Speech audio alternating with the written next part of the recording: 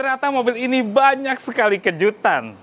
Yes, ini adalah sebuah GAC Aion ES.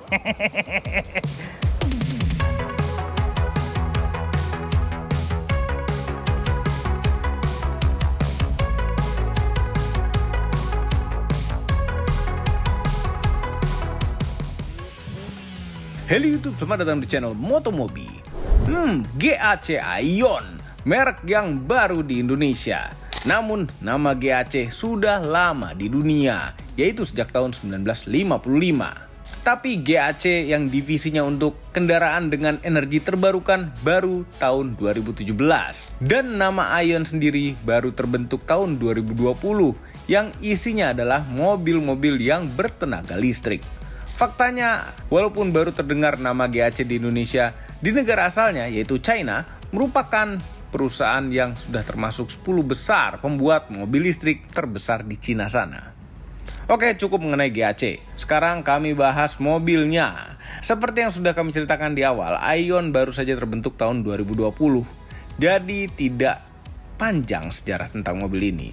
Untuk yang kami bahas kali ini adalah Aion S. Yes, pakai S biar dingin, bukan SIS ya ini. Merupakan mobil listrik dengan varian sedan. Aion ES ini muncul pertama kali pada tahun 2021 dengan nama asli Aion S Plus. Punya beberapa nama lain juga Aion ES ini, seperti GAC Toyota IA5 atau GAC Honda EA6. Namun di Indonesia kebagian GAC Aion ES. Sebenarnya di belahan dunia sana ditawarkan juga beberapa pilihan motor listrik dan beberapa pilihan kapasitas baterai. Namun bagaimana dengan di Indonesia? Nonton review ini sampai habis. Reviewnya dilanjutkan oleh Mamang itu. Silakan Mamang. Mamang, dari awal ini banyak sekali kejutan di mobil ini. Ternyata di website itu tuh, nah ini adalah GAC Toyota IA5 yang artinya dia mengambil inspirasi, mungkin inspirasinya dari Toyota, tapi menggunakan teknologi-teknologi dari GAC. Yes, lihat bentuknya mirip-mirip seperti Vios, Altis, dan gede-gedenya seperti Camry. Ya, ini mobil ini nggak kecil ya, nggak compact, 4,8 meter. Seneng ya, harganya adalah di bawah 400 juta udah mendapatkan mobil segede gini. Kebayang nggak kalau lagi ikutan iring-iringan pejabat gitu ya, pejabat maksudnya. Ya ini masih cocok gitu, cocok banget. Karena dengan dimensi seperti ini kayaknya masih asik aja gitu dikawal sama polisi. Mamang udah pernah first impression mobil ini di Gias yang kemarin baru aja gitu. Jadi Mamang akan secara singkat aja menjelaskan GAC Aion ES ini ada apa aja. Dan Mamang juga udah pernah yang namanya first drive juga di situ di Gias juga. Nah sekarang waktunya Mamang untuk full review yang namanya GAC Aion ES ini. Ada apa aja Mang? Nih ya, ini kayak siluet-siluet Toyota di sebelah sini. Gitu, di lampu-lampu depannya ada runcing-runcingnya gitu, terus udah pakai LED semua, daerahnya juga LED, udah nggak ada fog lamp di bawah gitu ya. Terus di bawah sini ini ada pendinginan untuk AC ya, di bawah sini dikasih grill yang lumayan gede untuk sebuah mobil listrik. Ada lambangnya juga di sini. Terus ini kayak semacam ada radarnya, padahal ini nggak ada radarnya sama sekali.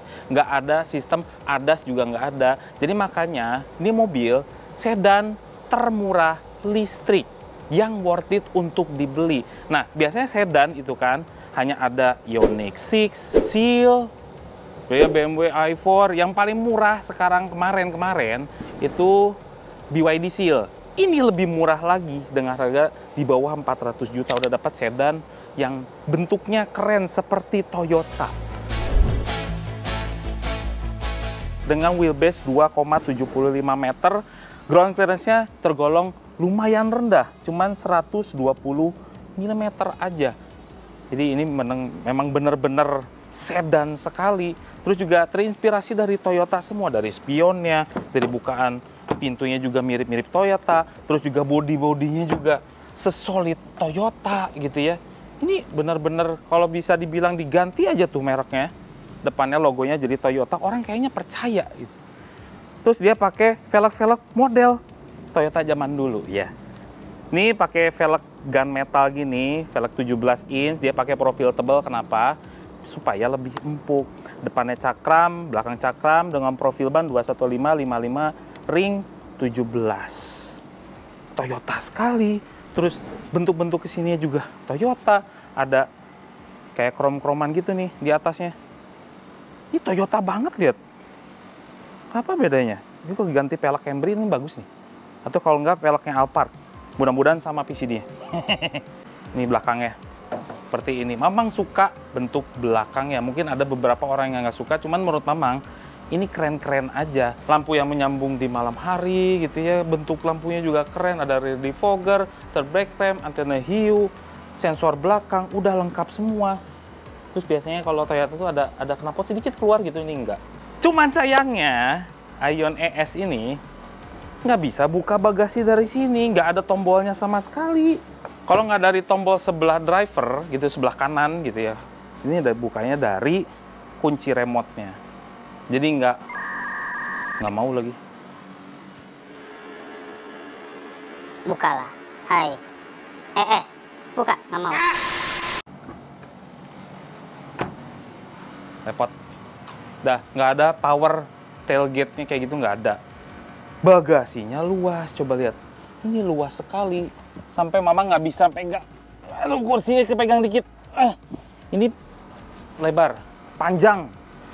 Terus juga agak dalam. Lumayan lah ini, bagasinya gede sekali. Terus dikasih ban serep full size tuh. Yang kaleng, bukan yang velg aslinya. Dongkrak juga ada di sini. Ini senangnya GAC ya, Aion gitu. Dikasih ban serep biasanya. Cuman dikasih yang namanya tire repair kit. Tire repair kit itu kadang-kadang suka bikin repot malah. Enakan ban cadangan. Nggak usah ngolong-ngolong, justru ngolong-ngolong juga sih. Cuman at least lebih safe aja gitu, karena pakai ban yang lebih baru. Nah ini bisa nih, ini bisa. Bentar. Nah kan, bisa.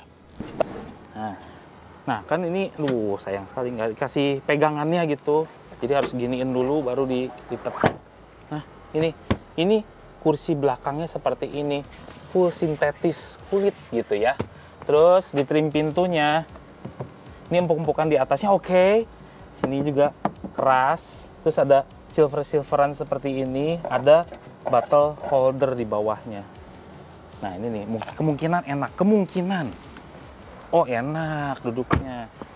Ini walaupun lantainya kerasa agak tinggi, cuman posisi duduk Mamang udah tergolong enak, sandarannya juga enak, kursinya empuk. No wonder di beberapa negara, Aion ES ini kalau di luar sana itu namanya Aion S Plus.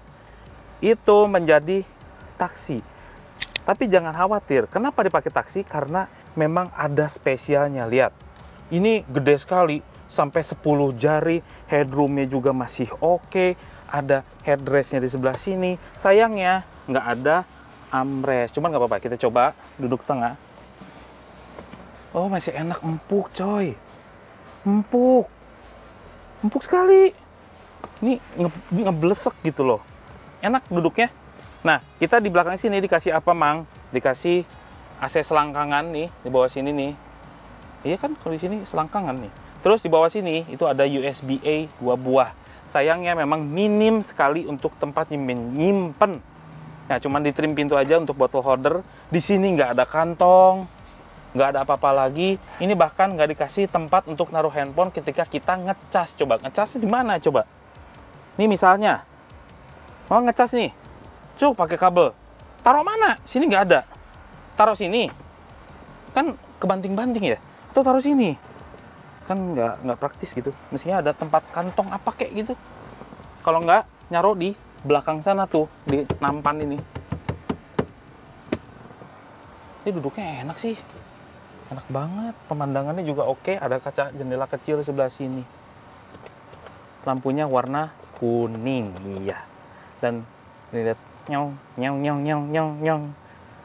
Tapi ini tebel. Kalau hujan mungkin nggak berisik. Karena ini tebel nih. Kita ke depan. Pintu-pintunya di atasnya empuk, sininya keras, ada aksen silver per window, electric mirrornya ada, tapi retracknya nggak ada. Ini dilipat secara manual aja. Joknya tuh mirip-mirip juga dengan yang di belakang, lumayan empuk. Dikasih sandarannya maju mundur, kursinya maju mundur, sama head adjuster. Jadi 6 way. Cuman ini Mamang suka nih, side supportnya mungkin gede.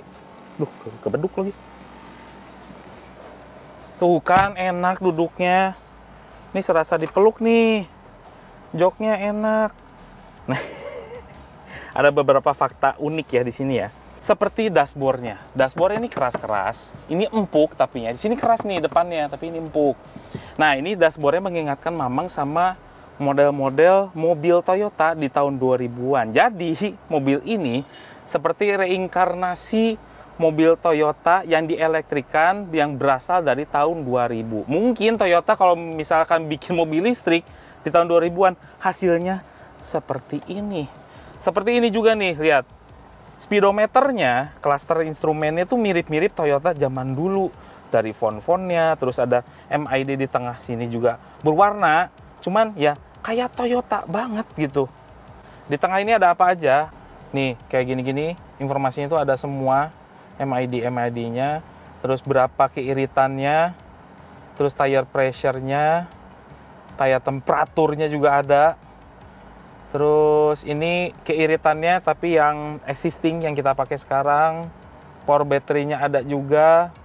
Motor speed-nya, berapa RPM motor speed-nya, motor elektriknya.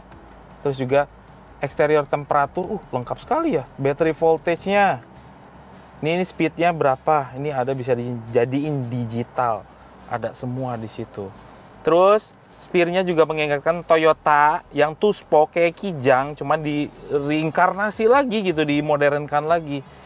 Tapi ini lucu ya pengaturannya ya, karena di sebelah kanan ini harusnya urusan cruise control, sebelah kiri adalah urusan entertainment. Cuman ini dicampur, sayang. Karena di sebelah sini urusan cruise control yang disatukan juga dengan next and previous entertainment, kan aneh sekali. Nah, di sebelah kiri itu memang urusan entertainment dan urusan MID gitu. Ini lihat dashboardnya juga mirip-mirip kayak Toyota zaman dulu ya. Kayak gitu doang, simple. Terus layarnya terlalu kecil, tapi untungnya ini ngegas.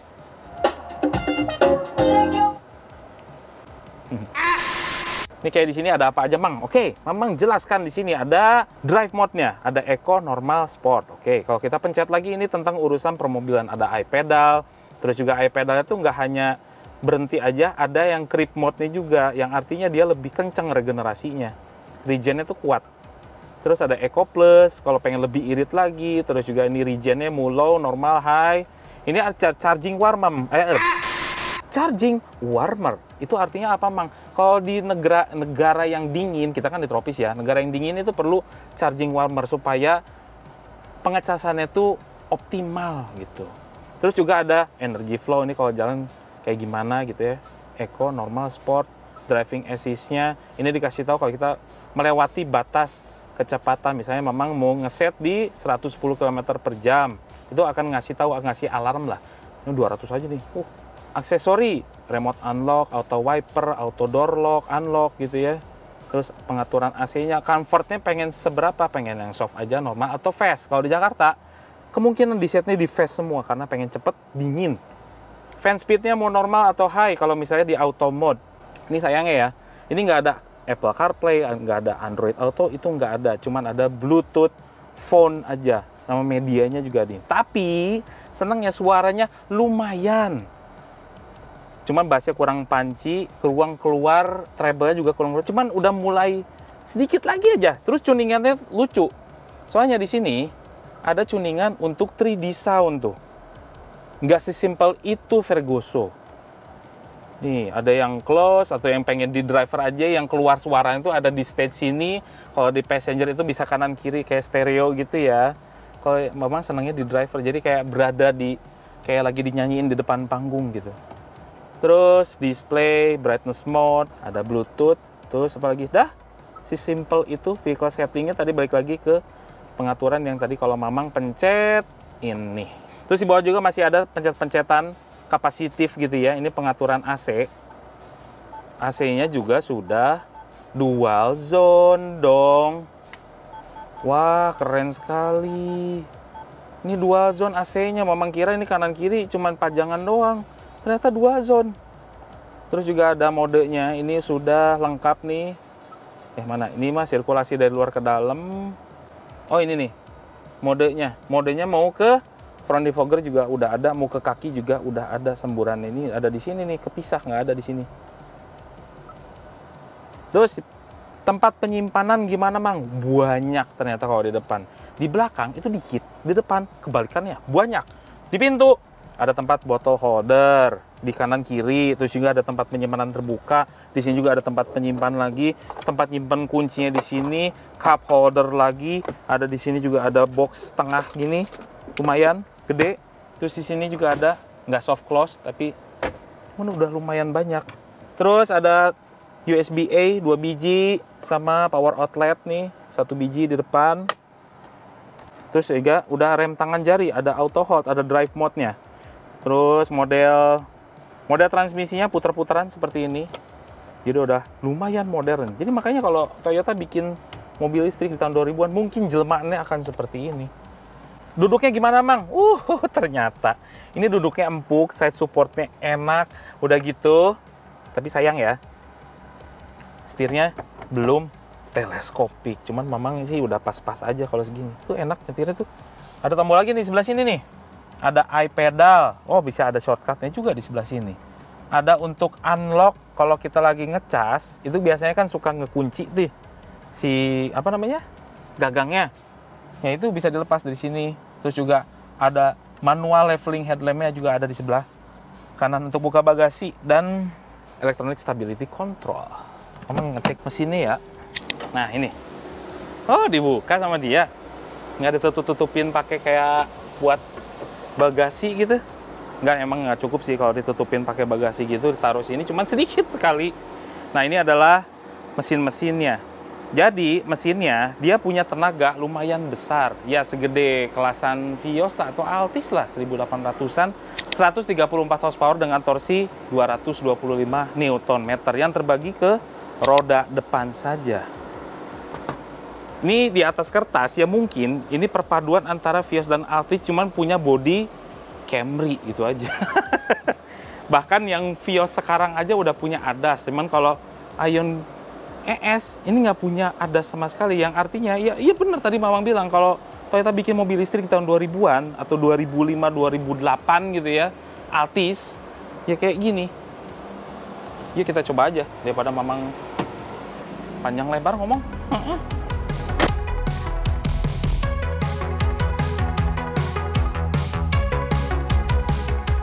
Akhirnya saat yang ditunggu-tunggu Mamang untuk mencoba yang namanya GAC Aion ES. Dan ini merupakan sedan yang Mamang seneng waktu berada di Gias nyetirnya, suka, di luarnya juga suka gitu ya. Di luarnya suka kenapa? Ini kayak bener-bener Toyota yang mobilnya tuh tinggal pakai aja, nggak banyak mikir gitu. Kalau kita kerja, kita tinggal di parkiran, kita nggak mau noleh ke belakang karena bentuknya tuh terlalu konvensional dan membosankan memang. Cuma mobilnya tuh enak dipakai seperti ini gitu. Ini kayak mobil Toyota, kayak mobil seperti internal combustion yang biasa. Kita nggak terlalu kaget kita misalkan pindah dari mobil yang biasa, yang bensin, terus pindah ke sini. Itu nggak perlu banyak penyesuaian atau adaptasi, itu aja. Ini mobilnya gampang dikenali, walaupun dimensinya gede, ini mobil gampang sekali dikenali. Bayangkan kalau kita nyetir Toyota Altis, kalau udah yang pernah nyetir Toyota Altis, rasanya mirip seperti itu. Suspensinya empuk, visibilitas ke depannya oke, ke pinggir kiri kanan oke, ke belakang oke, semuanya enak, pilar A-nya tergolong kecil, spionnya memang gede sekali, dan sayangnya nggak ada retract. Kalau misalnya di jalan kecil, ini agak merepotkan. Harus buka kaca kita untuk ngelipat si spion. Cuman overall ini dipakainya enak, kayak Toyota banget. Memang dari awal tuh Toyota. Iya, bener. Ini kayak Toyota banget. Pedal gasnya memang suka, pedal rem yang nggak ngagetin, kayak seperti mobil bensin biasa aja. Dan bahkan punya nilai plus karena nggak ada getaran mesin, nggak ada suara mesin yang masuk ke dalam. Ini sungguh nyaman, Mamang bilang.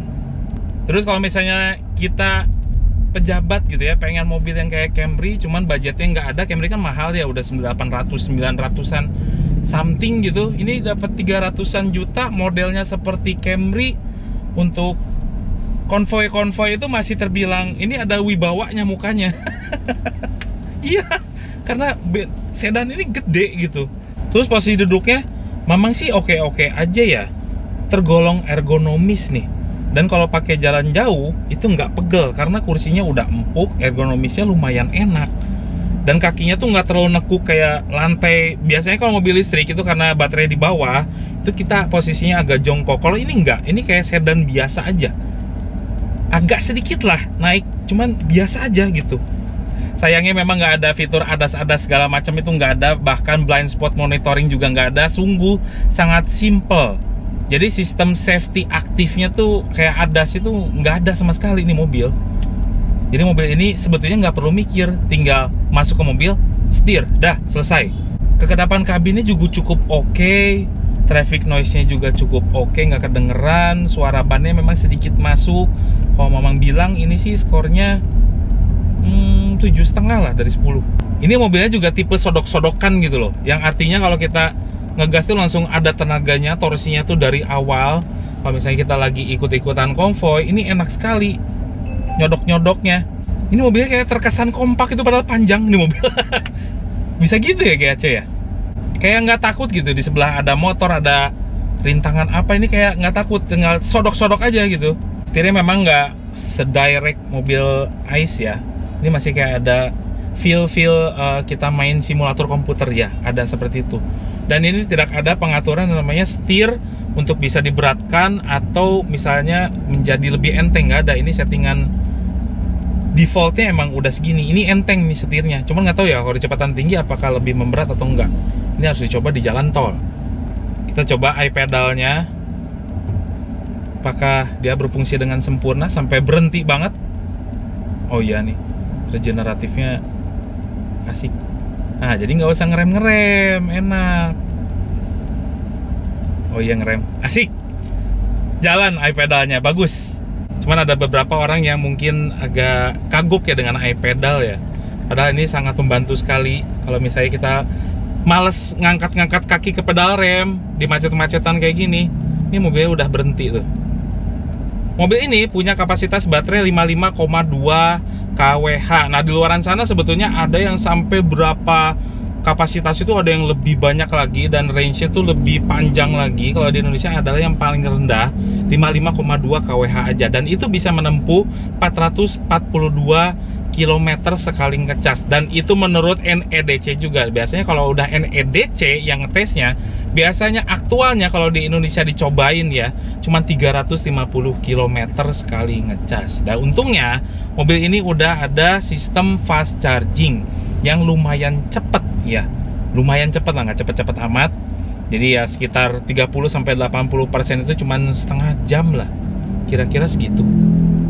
Jadi lumayan lah 350 km dengan kondisi kaki yang nggak usah diirit-iritin juga.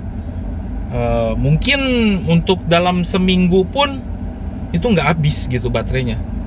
Jadi ya, dalam seminggu kita ngecas lagi fast charging mungkin sekitar 1,5 jam mungkin udah penuh.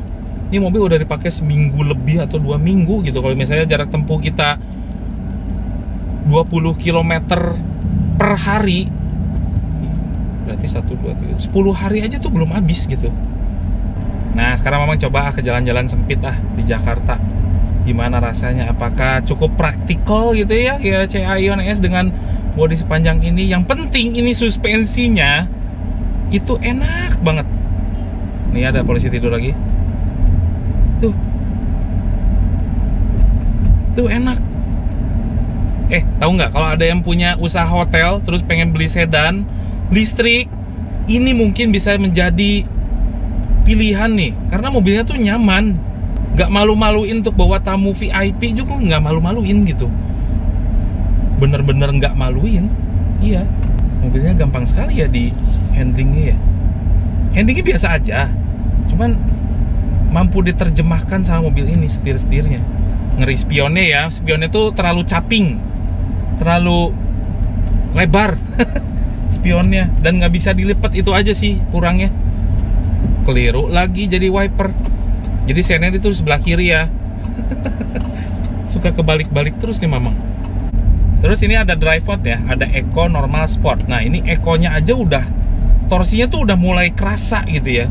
Ini gara-gara memang horsepower-nya sampai 134 horsepower, jadi cukup terasa. Torsinya juga gede, di atas 200. Jadi sekali bejek, nggak, ini bukan gradual, ini langsung instan. Ini ada sedikit tuh mikirnya tuh berapa milisecond, oh ini mau ngebut gitu ya, langsung bisa diterjemahkan. Coba kalau misalnya kita pindahin ini jalan speed ya, memang ya normal tuh. Oh, tapi perpindahan antara modenya gitu ya, sensitivitas gasnya itu bertambah beriringan sekitar 20% gitu. Jadi maksudnya 15, sekitar 15%. Jadi kalau misalnya dari eco ke normal itu sensitivitas gasnya itu bertambah 15% lebih baik. Terus kalau dari normal ke sportnya itu sekitar 15% lebih baik.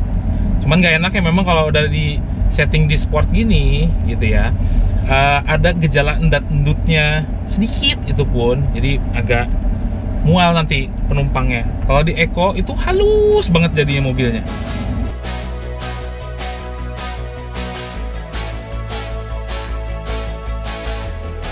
Asik, memang udah di jalan tol. Dan rasanya gimana, Mang? GAC Aion ES di jalan tol, apakah gedubragan kah? Apakah ada yang nggak enak kah? Ternyata ini kayak mobil biasa aja. Dan ini memang seenak itu gitu. Altis mirip-mirip seperti itu. Yang suspensi belakangnya cukup, kalau Om Fitra tuh bilangnya cukup dewasa. Iya. Ini udah mateng, settingan suspensinya mateng, nggak ada ajrut-ajrutannya sama sekali, empuknya masih terasa, stabilnya juga masih oke gitu ya. Ini memang cruising di 80 km per jam. Ini terasa mobilnya tuh kayak pelan. Dan memang biasanya kalau udah mobil yang begini, yang terasa pelan kalau kencang di jalan tol, ini memang nobatkan sebagai mobil yang enak. Ya. Coba ini 80 km per jam, ini rasanya kayak cuman 50 gitu. Seriusan. Ini mobil seenak itu. Ini kalau misalnya kita tol Trans Jawa kayak gitu ya, ini enak sekali. Cuman sayangnya nggak ada lane keeping assist dan segala macam, itu membuat kita harus terjaga terus ya. Enggak, itu nggak capek. Kalau memang suka nyetir tuh nggak capek. Cuman ada sebagian orang yang membuatnya menyetir itu terasa membosankan gitu. Dan lane keeping assist itu sangat membantu. Untuk harganya ini the best deh. Sedan terbaik di harganya. Ya, memang pengen coba performanya nih. Ini di mode Eco. Kalau kita gas, tuh tenaganya tuh ada. Kita coba drive mode-nya ke normal. Nah, ada lagi. Tapi 15% naiknya ke sport. Ada lagi. Ini kalau kecepatan tinggi memang bukan yang terbaik ya handlingnya ya. Cuma kalau untuk cruising ini enak banget. Ini lumayan, suspensinya tuh membuat orang, enak tenaganya. Ini suara bannya emang kedengeran banget ya. Kalau pakai ban bagus aja yang anti bising, wah ini enak sekali sih mobilnya. Oke, kita coba 0-100-nya. 1, 2. Narik euy.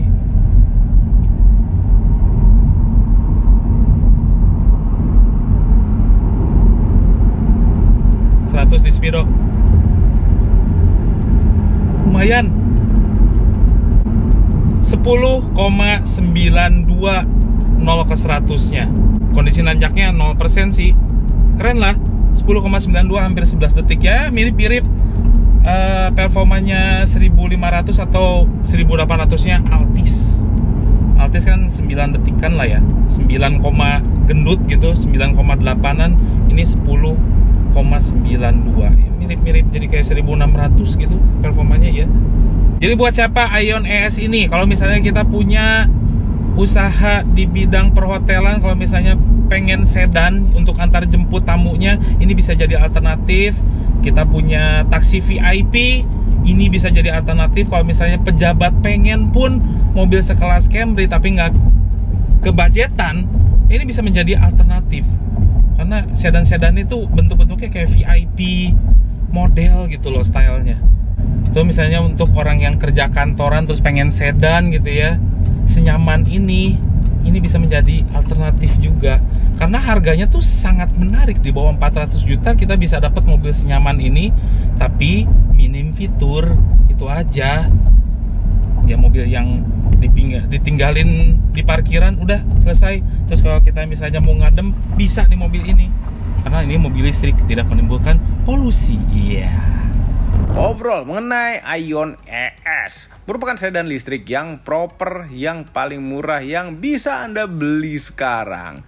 Akhirnya setelah Ioniq 6, BYD Seal yang tadinya termurah, sekarang yang paling murah adalah ini, Aion ES. Ya, walaupun termurah, fitur-fiturnya sederhana dan dashboardnya macam zaman dulu. Sedan listrik ini merupakan sedan yang nyaman. Tidak perlu adaptasi apabila Anda hijrah dari sedan internal combustion ke EV. Punya bodi sebesar Camry sehingga ruang dalamnya lega. Tampangnya ada sedikit wibawanya, walaupun tidak sempurna ya, ada bagian jeleknya juga. Jadi apabila Anda membutuhkan sedan listrik untuk fleet perusahaan ataupun dipakai pribadi dengan harga 300 jutaan seperti Aion ES ini, cocok sekali untuk Anda. Ini pilihan yang tepat. Sedan listrik murah. Semua ini adalah opini pribadi saya dan Mang Mamang itu. Kami tidak dibayar oleh siapapun dan apapun yang terlihat pada video ini. Jangan lupa tekan tombol jempol ke atas dan subscribe channel Motomobi Umuwi dan Mas Mobi apabila belum berikut dengan tombol loncengnya. Share video ini ke seluruh dunia melalui sosial media Anda dan jangan lupa follow sosial media kami semua termasuk Instagram. Cek motomobinews.id untuk berita-berita otomotif terbaru. Terima kasih telah menonton.